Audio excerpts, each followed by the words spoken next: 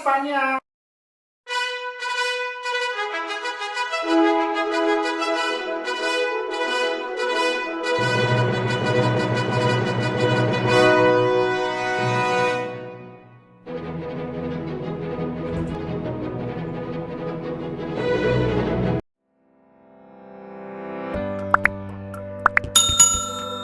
Nandito kami ngayon sa may isa to sa pinakamalaking mall dito sa Sevilla. Bueno, sa buong Spain siguro.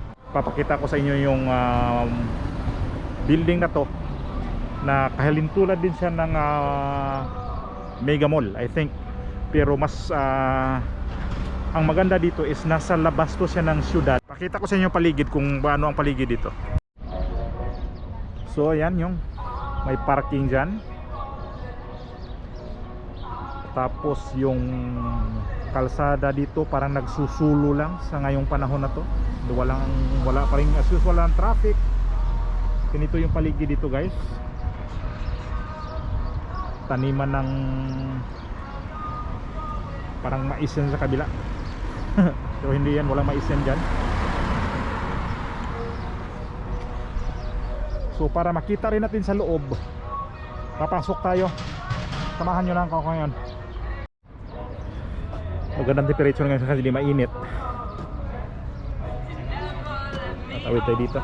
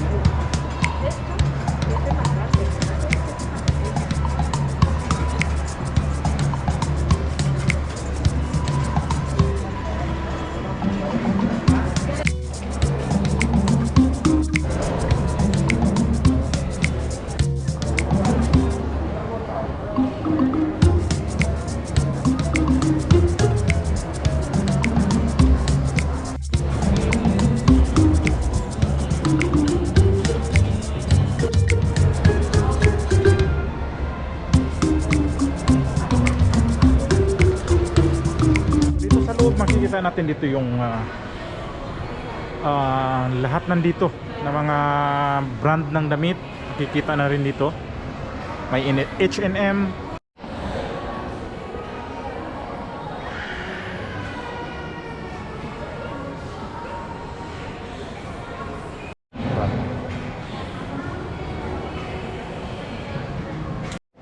at ito naman yung appliance store nila dito. Ito naman yung grocery store nila.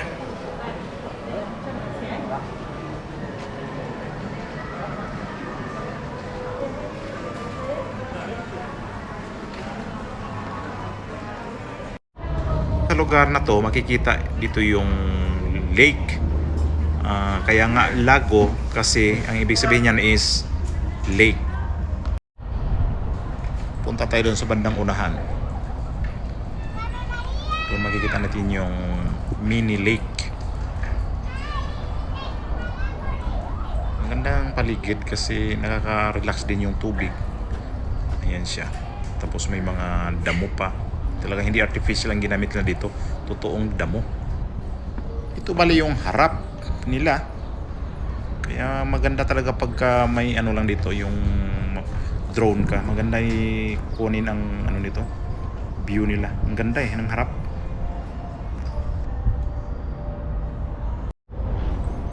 Ito naman tong area dito, pwede dito yung mga bata. Kasi may mga palaruan eh.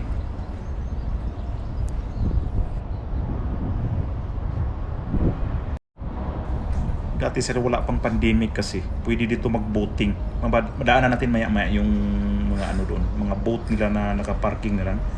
Tinapunan ng ano, tela. Daanan natin ulit 'yon. Dito ko magbayad itong Lago Boat. Ayan oh. Nakatakip na lang. Nakaparada na sila diyan kasi bawal talaga. Di pwede, sarado natin dito ang daanan. Ito pa, perfect talaga pag may bata kang maliit. Dito pa, oh, pasakayin mo sila dyan. Ma-enjoy talaga sila dito. Yan sa palaruan na yan. Paakit-akit sila dyan. May mga lambitin pa. May mga chikiting ka. Perfect dito sa lugar na to.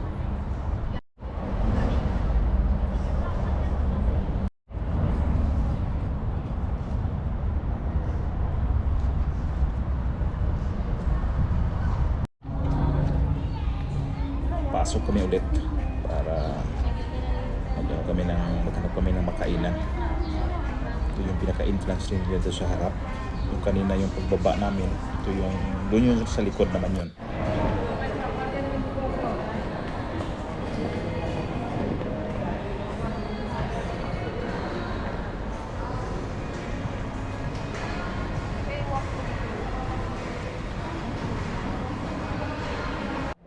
Kailangan natin kumain kasi tanghali na. Hindi na kami magtagal dito kasi si Kaylee may pasok pa mamayang alas 6 ng hapon. So kailangan pa namin bumiyahin ng 2 oras. Kain muna kami bago alis dito. Papakita ko rin yung fast food dito. So ito yung fast food dito. Daming bakante na mga upuan. Yun. Sa kabilang side na yan, hasta sa labas daming bakante, wala masyadong tao. Perfect yung pagpunta namin dito ngayon dahil walang tao. Ang daming mga tindahan dito na bukas pero walang katao-tao.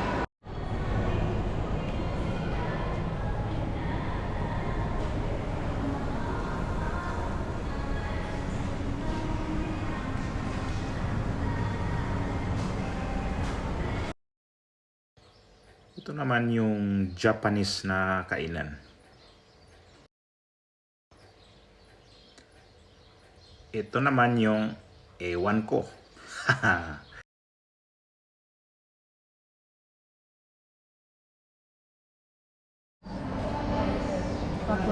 Masarap dito kakain. Pizza. Lalantakan natin yung pizza nila ngayon. Kasi meron naman yung ibang order na pwede naman. Kaya dito na tayo. Bago kukuhaan to ng video, paalam mo na kung pwede ba. Sabi ng babae na to, sabi niya, pwede. Basta ayos lang pakakuha. Kaya may pagkakataon tayo yung video na to. Ayan yung mga menu nila. Ewan ko lang kung babasa niyo, pero malabo nga, di ba? Basta yun yung mga menu nila. Ito naman yung pangalan ng kainan nila.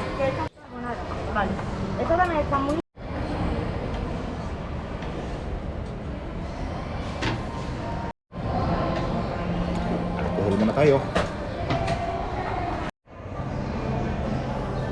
Okay. Arangkada na.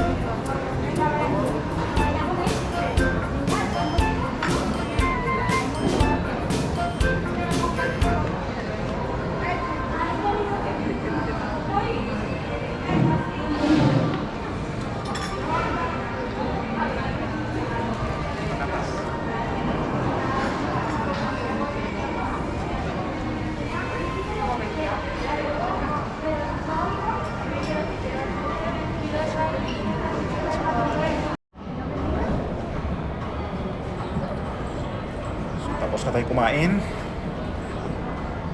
Ikot lang muna tayo sa taas sandali. Tapos bababa tayo sa kabilang dulo. Dito na yan. Kita dito sa escalator.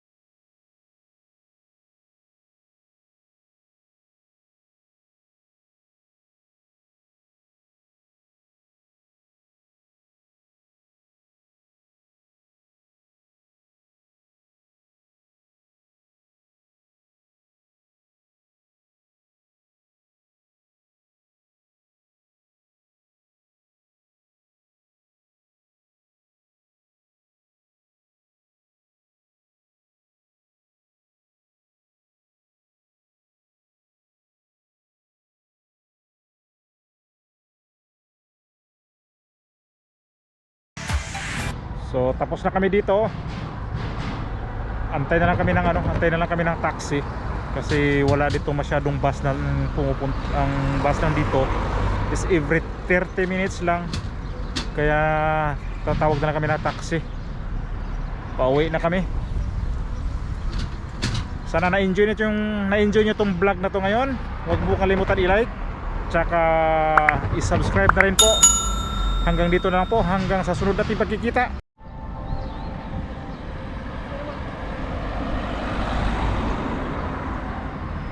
Ito.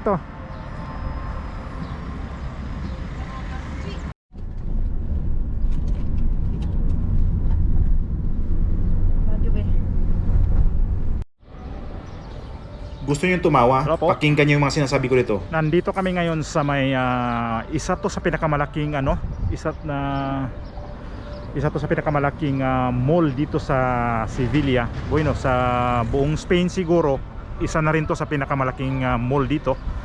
Papakita ko sa inyo yung building na to, na kahalintulad din siya ng Mega Mall, I think.